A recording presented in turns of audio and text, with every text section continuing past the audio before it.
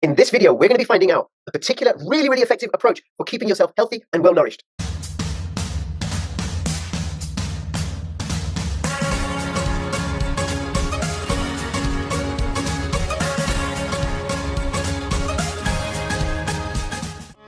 Take the first step towards online privacy. Get NordVPN.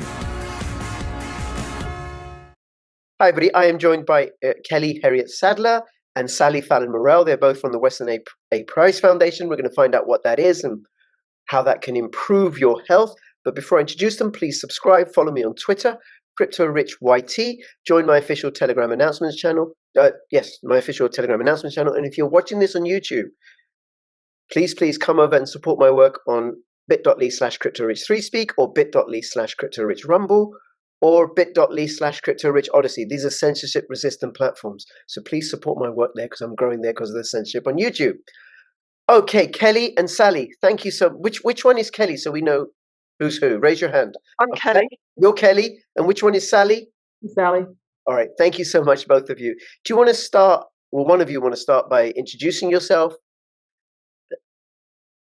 Do you want to go, Sally? Yes. So I guess I'm going to introduce myself as the butter lady. I advocate for butter, and I have done my whole career. I set up with others, set up the Weston A Price Foundation, named after the nutrition pioneer Weston Price. And I also have a book called Nourishing Traditions, which you may have heard about. So who was Weston Price? He was a dentist, and he traveled for 10 years. He traveled to different parts of the world to study isolated people.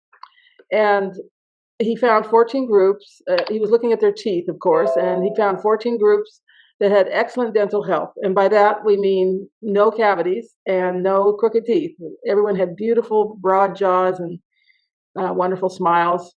And at the same time, he noted in his articles that they were extremely healthy. They had babies without any problem, no pain in childbirth. They didn't seem to have any kind of degenerative disease. And they were very fine-looking people, tall and broad-shouldered and so forth. So he was, what were the commonalities of these diets? They were all over the Sally, world. before we get into that, right? Forgive me there. One of you needs to turn your WhatsApp indicators off or something because I'm getting pinging noises. And then I just want to introduce Keli. Okay, you go, Keli. I think that's me, but I don't know how to do that. But we'll see. Okay. Well, we'll just enjoy the pings. Yes. You get a ping. You get another stick of butter. Yes, right. Very gold. Organic grass-fed butter. All right, Sally. Keli, do you want to introduce yourself, please? Right. So I got into Weston A Price when my children were young, and I had to put my son on the GAPS diet because he found it hard to digest foods. And and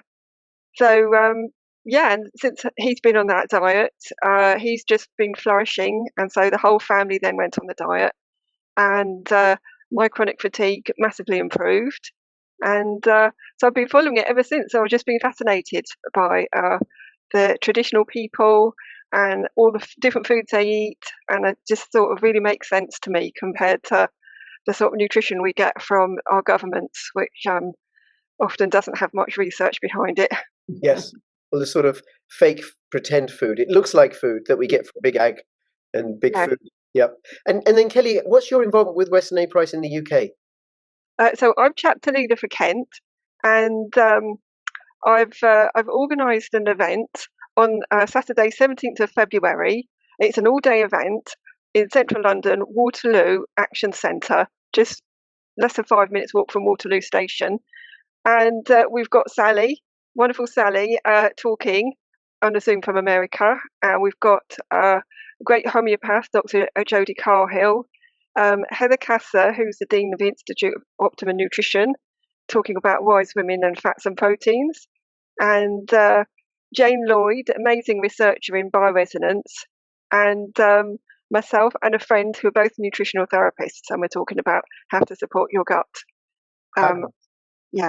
Fabulous. And that's in central London, and I'll have a link to that in the description below, February the 17th. And I know everybody who's watching, they're free that day. And they're available to attend, and Waterloo is very convenient for everybody who's watching. So get yourself signed up, and you'll have something to do that day and get healthy. Thank you. Thank you. And then Sally, sorry, I interrupted you.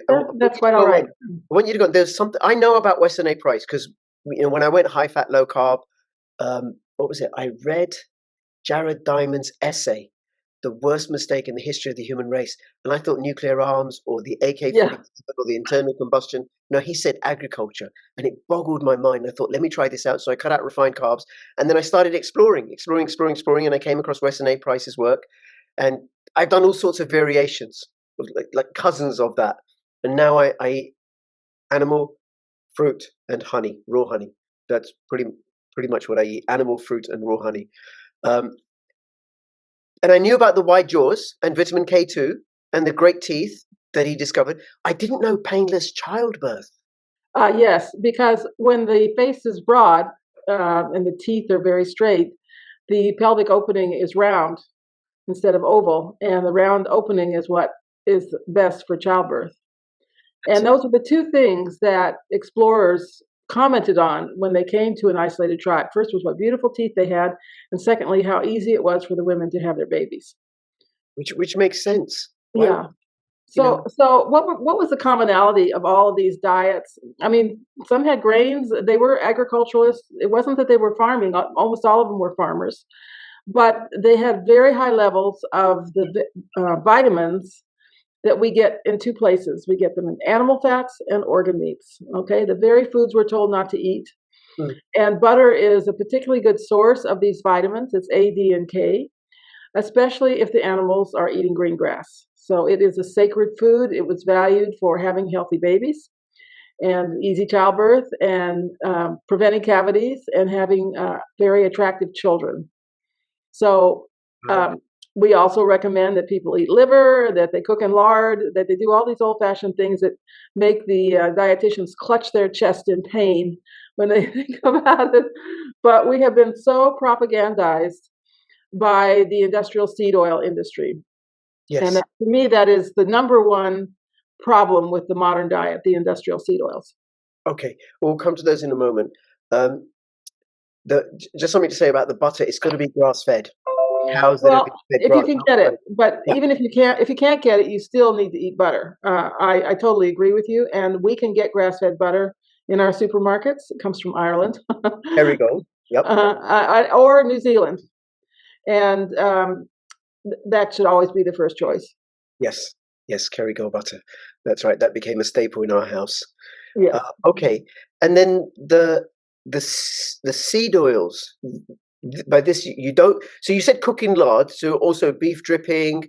Yes, beef drippings are great. Yeah.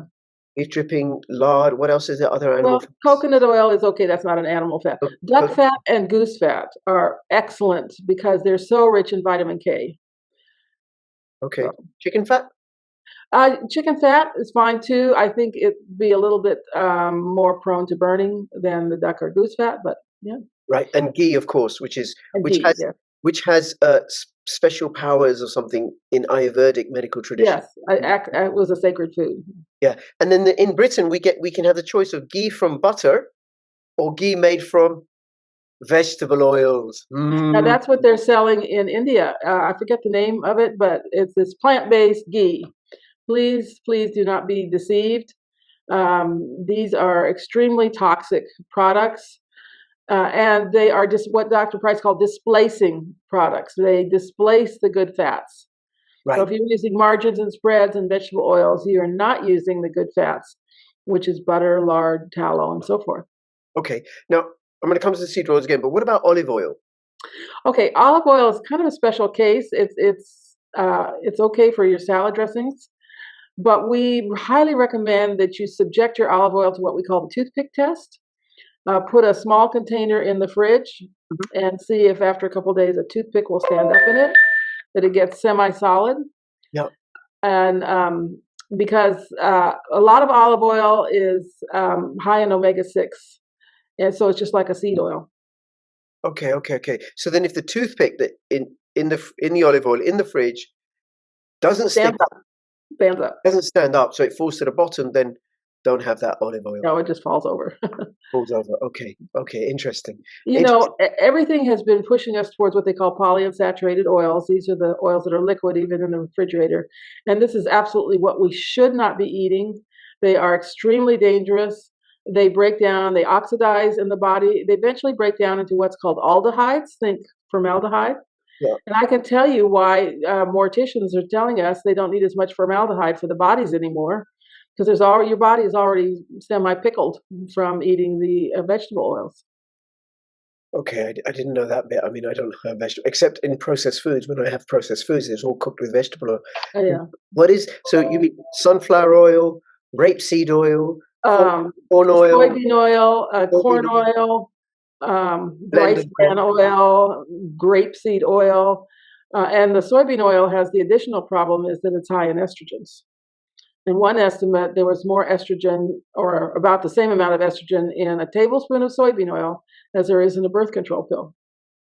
Right. Wow. I don't think any guy knowing this, or any woman, would touch soybean oil. If they knew that. And then the thing, I do occasional videos with a guy called Russ Maher, who's a critical care cardiologist nurse for many, many years. And he says the problem with a particular medical intervention is that it encourages the body to produce estrogen, and that's carcinogenic. So then soy oil would be carcinogenic. It's one of the things it would do because it encourages the body, because what estrogen does, it encourages the body to produce more cells to replicate. Yeah, and also the oils themselves are highly carcinogenic. Highly carcinogenic.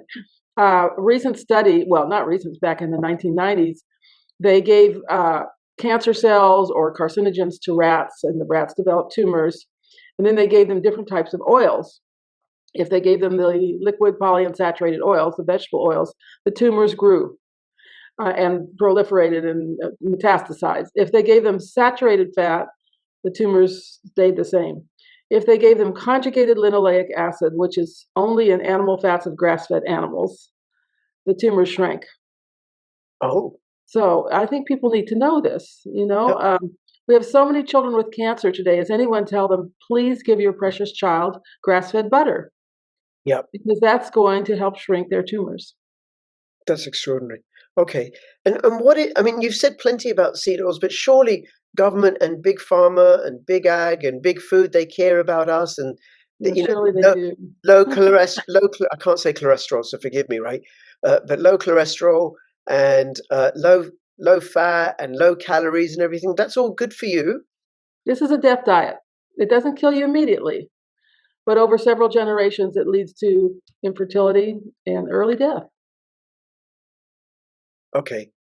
Now, I have a problem here, Sally. I'm trying to push back, right? But the thing is, I've listened to your 2-hour video on the oiling of America, right? And I've listened to other stuff and looked into it myself, and I don't take the seed oils, right, myself. So I'm finding it difficult to challenge you here, right? I don't mind. But what are like people's objections, or when they realize this, how can they tell that what you're saying is actually accurate and you're not being funded by Kerrygold? Yeah, well, I'm not. And the Weston A Price Foundation doesn't get any funding from the government or food industry, and I'm not paid a salary. I don't get anything for my work with the Weston A Price Foundation. So I'm clean, okay? But this is a huge, huge industry, and they fund a lot of things. They're certainly behind the physicians' push for low-fat or polyunsaturated diets. We have proof of that. So this is a huge, gigantic industry. They're probably the biggest and most powerful lobbying group in our country, but they keep very quiet. Nobody knows they exist. Okay. And I know there's a correlation between the increase in heart disease as measured by the number of cardiologists there have been since seed oils came about. Well, the first heart attack in this country was recorded in 1921. Okay. And by whoa. Yeah. So there were no heart attacks before 1921? No. There was some heart disease. It was usually heart failure, a slow decline in the heart muscle after a very serious bout of typhoid fever. So that was the type of heart disease that we had. Now it's, there's many types, but heart attack is one of the main ones. And by 1950, there were 300,000 a year. And today there's about 650,000 heart attacks a year. This is a new disease. And it's gone in the opposite direction of our consumption of animal fats. As we've stopped using lard, as we stopped cooking in tallow, as we stopped eating butter. I mean, butter consumption has plummeted in the US from 18 pounds per person per year in 1900 to 4 pounds per person per year today. And many people won't touch it because of all the propagandizing against animal fats. And this started in 1913 with a book called The Story of Crisco, telling moms why if you used Crisco, your house was cleaner, you were more modern, your house didn't smell bad, and your children would have better character if you cooked in Crisco instead of lard. So this was a deliberate campaign. They knew how to push all the buttons of the up-and-coming American housewife. And Crisco, I know, was made from cottonseed oil. Yes, which has also, and we're about to really look into this, but cottonseed oil has another toxin. It's called gossypol, and it's very toxic and can cause heart attacks. Right. Okay. And Crisco came about because of electrification in the United States, and the cottonseed manufacturers, producers, they wanted to. They used to use cottonseed oil for candles. Yeah. Partially hydrogenated, hardened cottonseed oil, they used it for candles. And when the candle business dried up, they had to figure out something else to do with all this cottonseed oil, and why not feed it to people, Let them eat candles. Yeah, let them eat candles, right. Oh my God. Okay. All right. So one thing to avoid are the veg seed oils. And you said the omega-6. For those that don't know, what is the difference? Why is omega-6 such an issue?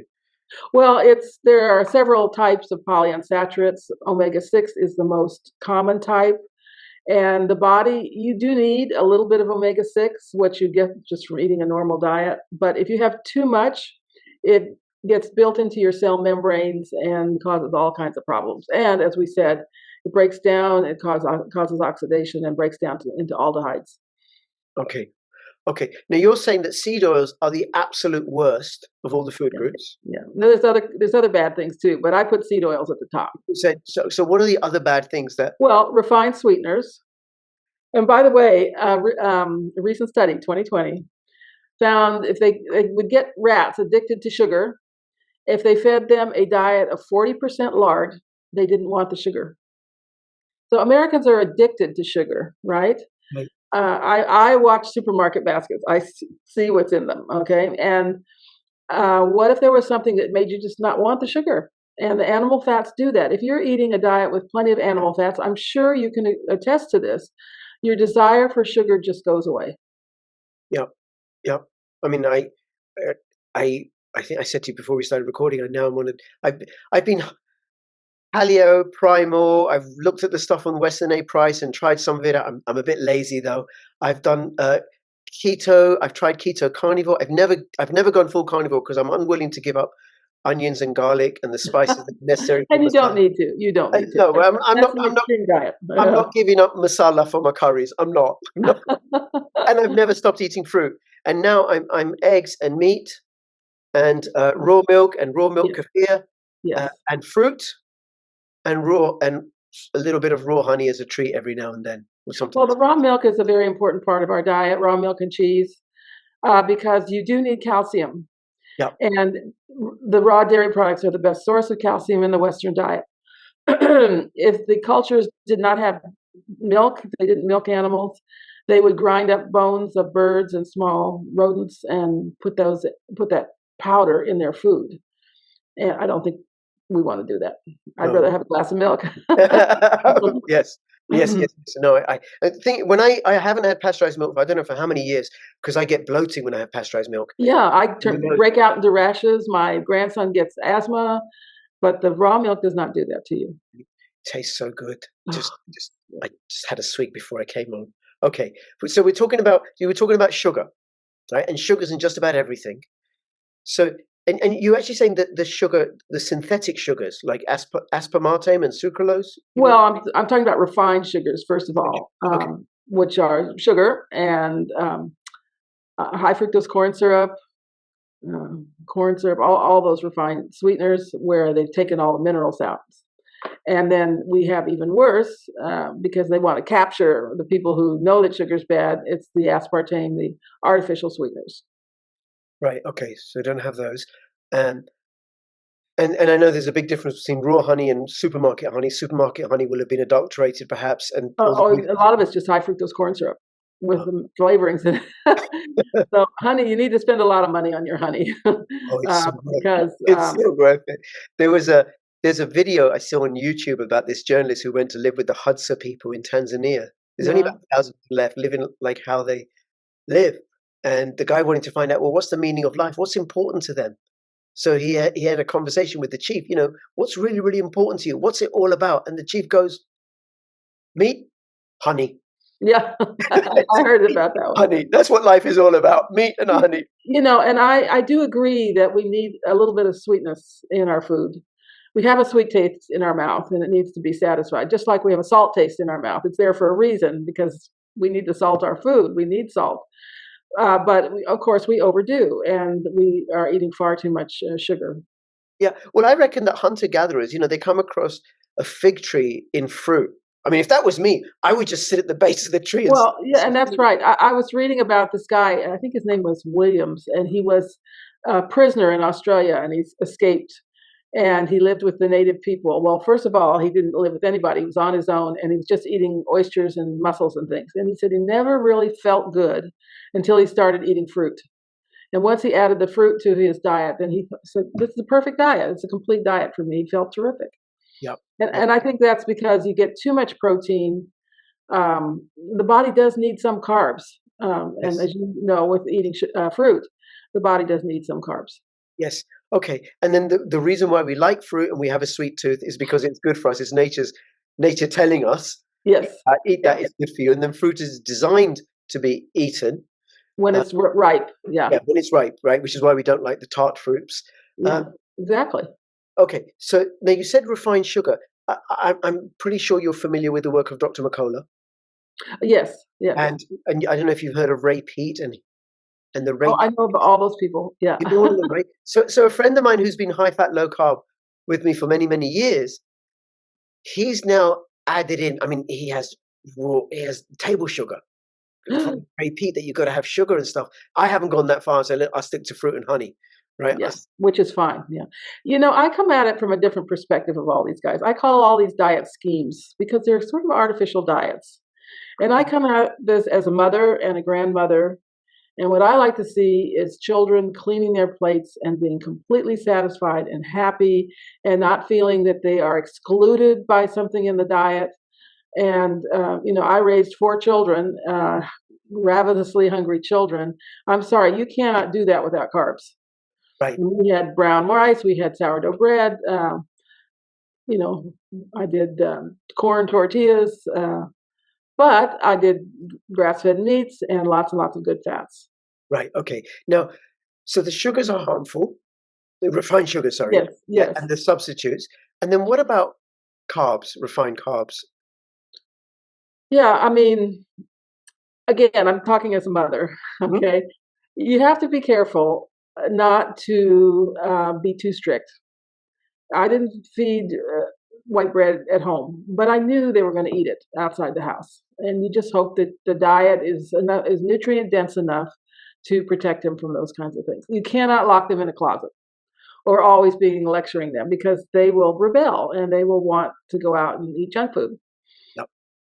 Yep. Okay. But for adults and the nutritional quality, or what does Weston A Price say about them, or the foundation say, and what did Weston A Price discover when he was researching these 14 groups, isolated communities? Well, they were in excellent health, and they ate the foods that were there. Big emphasis on the organ meats. That's what they ate first. Emphasis on with regards to the grains, because they fermented them, didn't they? Yes, they soaked or fermented them or made them sourdough. The first population that Dr. Price visited was the Swiss, isolated Swiss, and their diet was basically raw dairy foods and sourdough rye bread. They also had some meat, organ meats, soups and things like that. Very few vegetables, and they didn't even have fruit, really, because there was such a high altitude. but they were superbly healthy. But they did have, the bread was a very important part of their diet. And I always like to point out how this is the complete opposite of the paleo diet. The premise of the paleo diet is that we have these two foods that are new to human evolution, so to speak, and they are dairy foods and grains, and we shouldn't be eating them. And here was the very first population he visited. Their diet was based on dairy foods and grains, and they were perfectly healthy. Right, but they were fermented grains, and it was raw dairy. Yes, and it was raw dairy. Yes.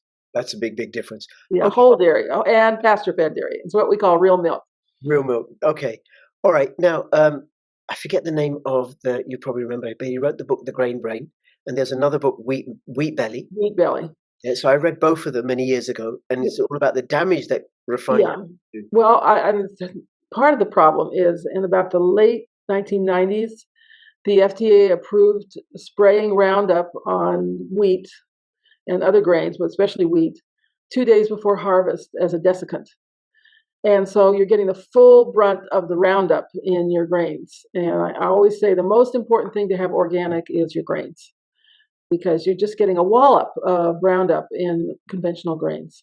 And that really adds insult to injury. All grains are difficult to digest. That's why they need that pre-digestion and the soaking and the sourdough and so forth.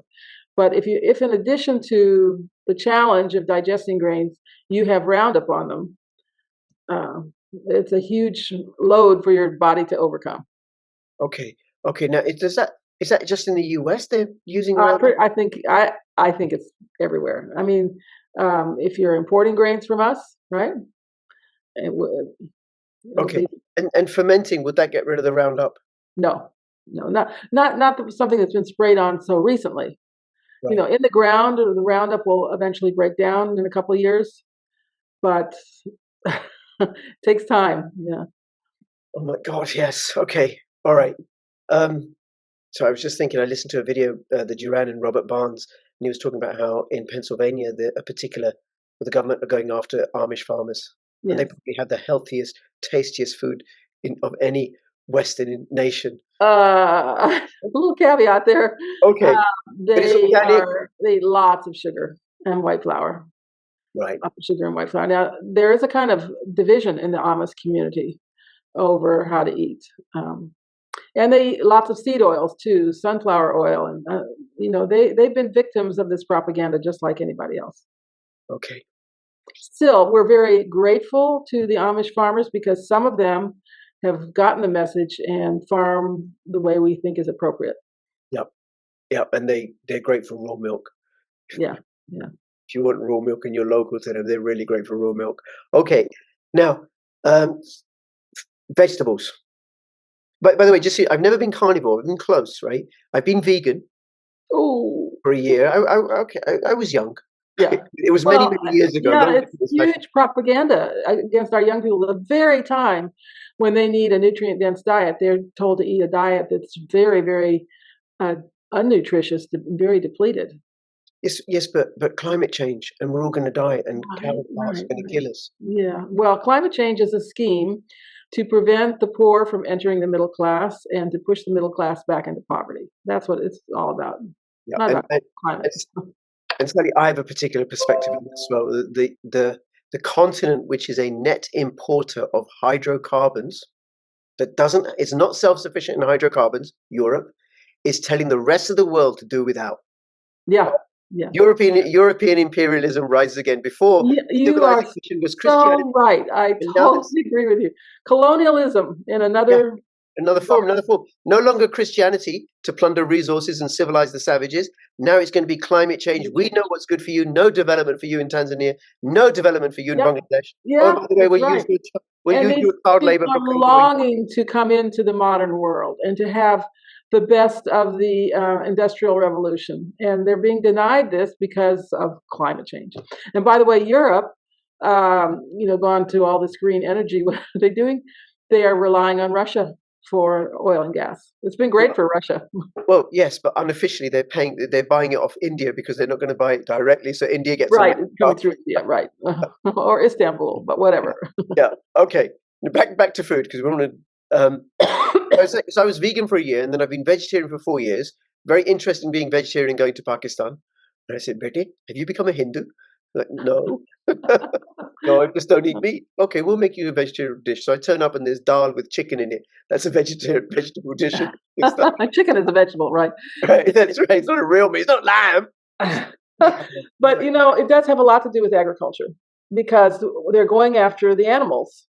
And I'm a dairy farmer in southern Maryland, and we're watching this very carefully because they're trying to do things that allow them to expropriate farms where the animals are outside.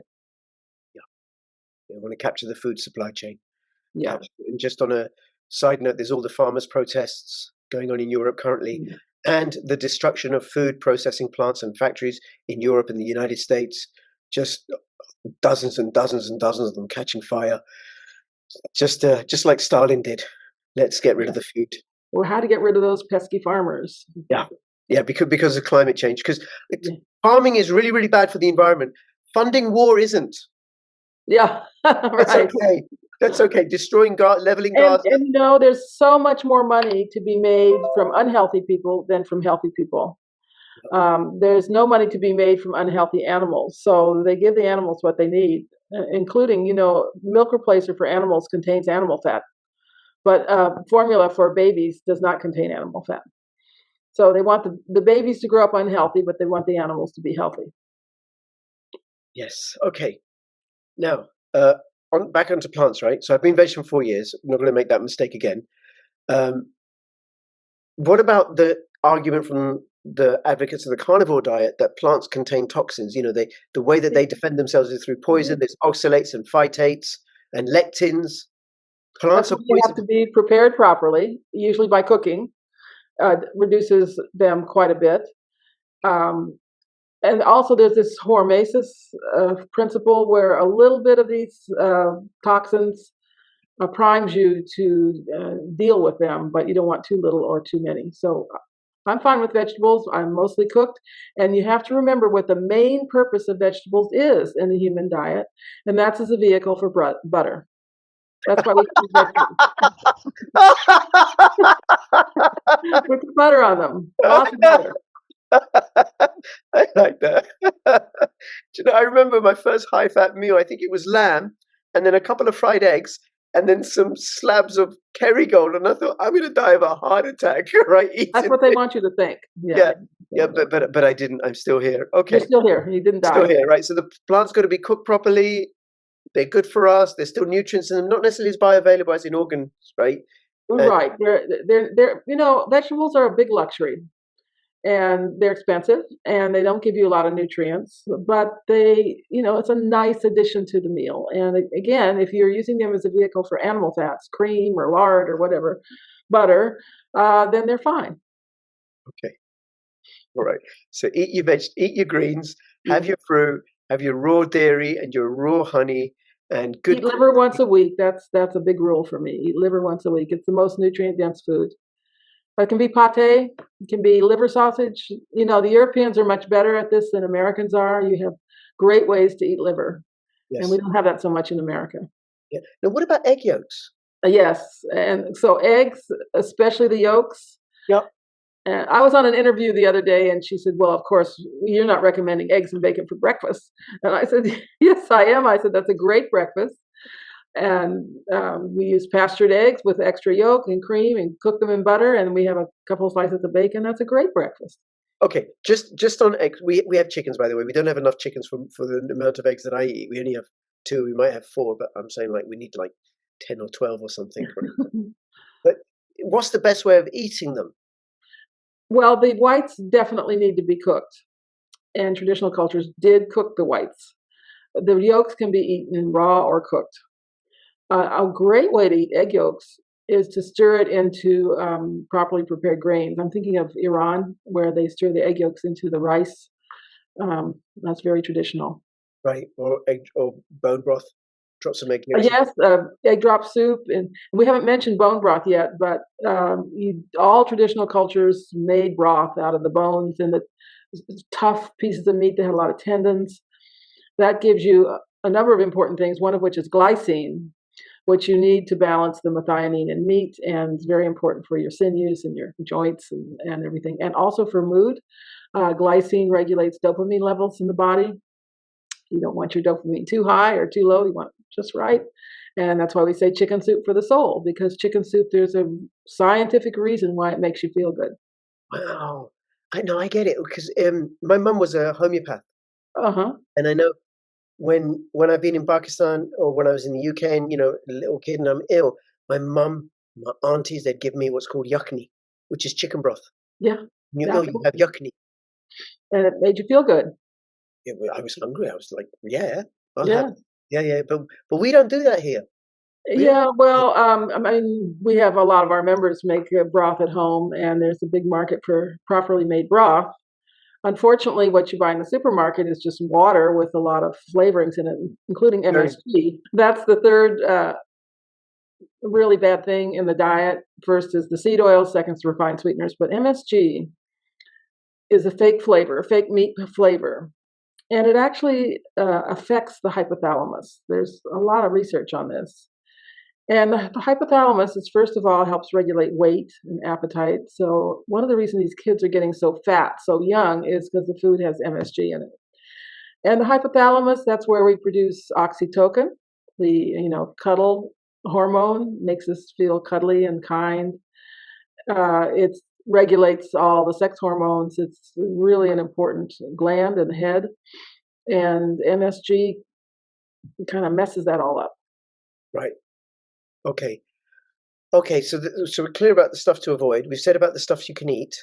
Um, what about fasting? I'm a big advocate of intermittent fasting, skipping a meal. That's a great way to lose weight, is to just eat 2 meals a day, especially as you get older. I wouldn't recommend this for children because they're hungry all the time. But Sure. as we get older, it's a great way to lose weight. And after 12 hours of no food, your body releases toxins from the cells and so forth. Okay. So it I'm gets rid of. not a, I'm not a big advocate of fasting that goes on longer than 18 hours. Well, but wouldn't it have happened with hunter-gatherers that they might have had to go a few days without food? Yes, especially the men. And the men were better at this than the women. And I know I can't do that. I've tried, but my blood sugar gets too low, and it's not safe for me to do this. Yeah. But No. I do think men are better equipped to go longer without food. Okay. Now, just on that, you mentioned blood sugar. So, if someone's diabetic or pre-diabetic or doesn't want to become diabetic, could not medical advice here, right? Could this make a difference? I don't know. I really, Like they say going on the fast. Weston A Price protocol, following that. Well, oh yes, the high fat diet, absolutely. But I have a challenge here for anyone who says that fasting helps you detoxify, or drinking vegetable juices, which is something that I'm horrified by, makes you detoxify. Show me one study, just one study, where long-term fasting or vegetable juices cause you to release toxins into the urine. Just show me one study. Okay. Okay. But what about helping to regulate insulin levels and Well, that's where you need the fats. The fats regulate the release of glucose into the blood. Now, insulin produced by the pancreas, the beta cells in the pancreas, that's highly dependent on vitamin D. And you need to get vitamin D from your food. And you're not getting vitamin D if you're eating the standard American diet Mm. or British diet, whatever. no, you got to have raw milk and egg yolks, and I think liver and Liver, hot yeah. sunshine if you can get it in England. Yes. But of course, that's not practical in the winter. Yeah. And traditional people's got their vitamin D from food. Okay, and fish as well. Oily Yes, fish. seafood.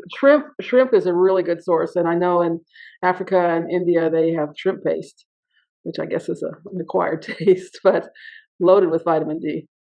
Okay, all right. Any other food group you want to talk about or mention that we haven't covered? Well, we like to say that we are not against any food group. We embrace all the food groups, but need to be grown the right way, prepared the right way, and so forth. Whole foods, not an extruded breakfast cereal. Yeah, oh, yes. Now that's a terrible thing we do to our grains. Yep, yep. Okay. Now, if people come to this conference, what are they going to get? Why should they come? They got nothing to do on February the 17th. They happen to be in central London, or it's convenient for them. Why should they come to this conference? I think they're going to hear inspirational speakers. They're going to make new friends, meet lots of like-minded souls, and also we've got some wonderful nutrient-rich, nutrient-dense traditional foods prepared by our wonderful chef Sonia, who's going to do us a lovely lunch. Right. Okay. Now you said, Sally, thank you. You said that Sally's going to be talking, but you mentioned some other speakers. What are they going to be talking about? What's this biosensor thing? And Jane Lloyd is an expert in bioresonance, and what's that? It's a fascinating subject. Have you heard of Tesla? He discovered electricity. No.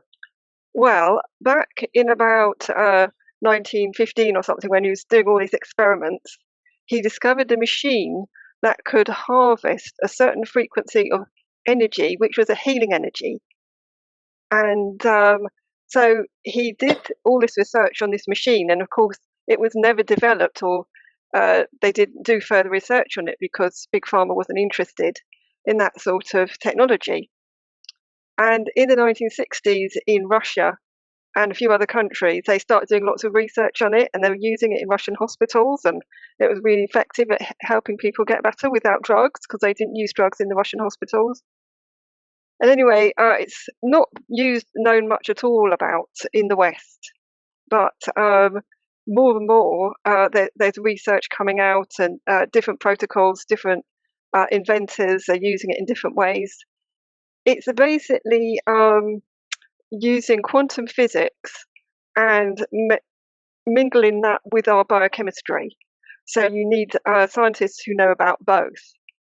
And so people will probably not find out get a basic grounding in that and the difference that can make. And it sounds to me like certainly in Russia, it's a tried and tested and proven therapeutic approach. That's right, yes. Okay, yes. Thank you. And who are the other speakers? So Dr. Jodie Carhill. So she's a trained medical doctor and also a homeopath. And she's amazing as well. She's going to give people lots of tips about how to improve their immune system using naturopathic techniques. And she also specialises in neurodiversity and supporting people with neurodiversity. Okay, and just on that, and Sally, feel free to answer this, but Dr. Carhill's work or what Weston A Price recommends, if people have taken particular medical interventions that have compromised their immune system because there's been their novel gene therapies without any long-term testing, and the government really encouraged everybody to have them, and now they're like, oh my God, I wish I hadn't done that, and I've got all sorts of medical issues, right? Could the Weston A Price diet or homeopathy or something else support people in restoring their health, and if so, how? Well, my take is about 80% of it is the diet. All of these alternative therapies are wonderful. We highly endorse homeopathy, for example, naturopathy, herbs, but you're kind of wasting your time if you're not getting the diet right at the same time. And that other 20% is often what really brings you into health, but it needs to be applied on the basis of also having a nutrient-dense diet. Okay. All right. All right, Keli, who else?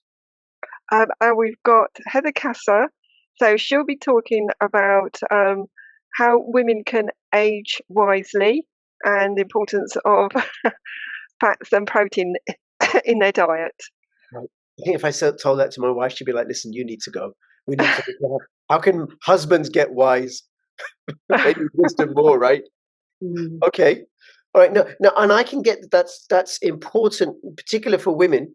And forgive me, I'm going to tell you a bit about women's experience, right? But allow me this, right? But because of the hormonal changes that they have to go through on a monthly basis, but also in terms of the life cycle, which men don't have. We don't have to go through that. So I imagine that has particular impacts on their health and development and growth and the aging process.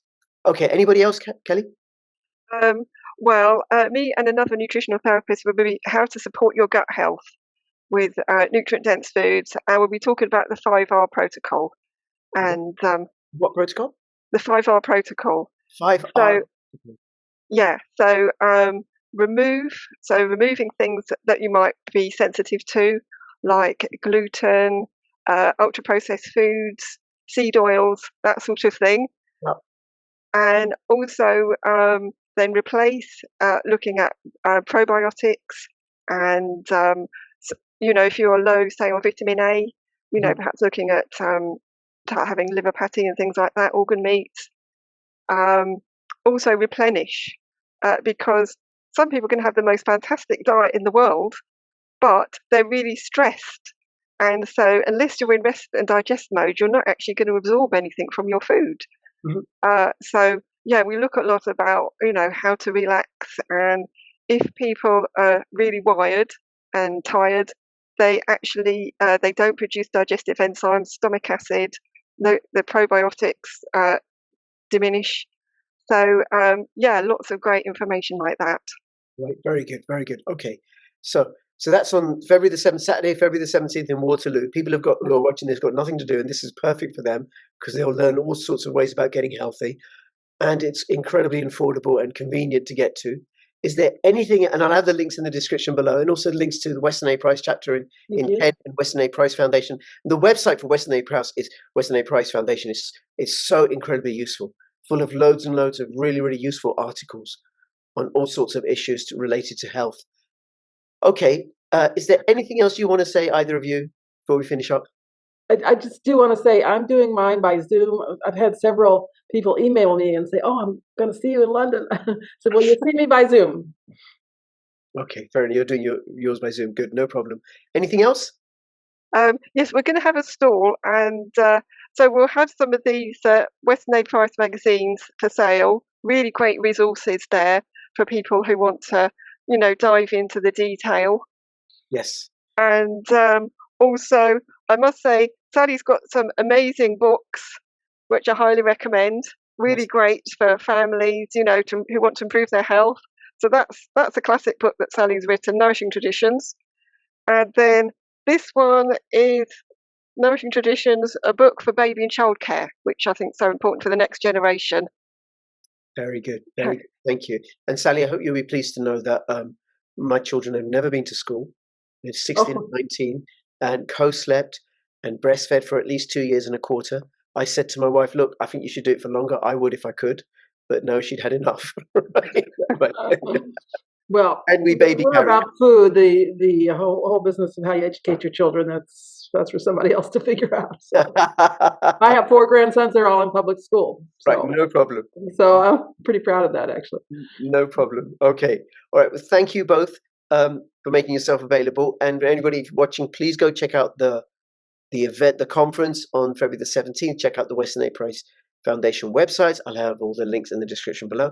And between now and when I see you next, please keep filling your beings with good health and joy. This is Sally and Kelly and Rich signing out. All the best. Bye-bye. Thank you. Bye-bye. Bye-bye.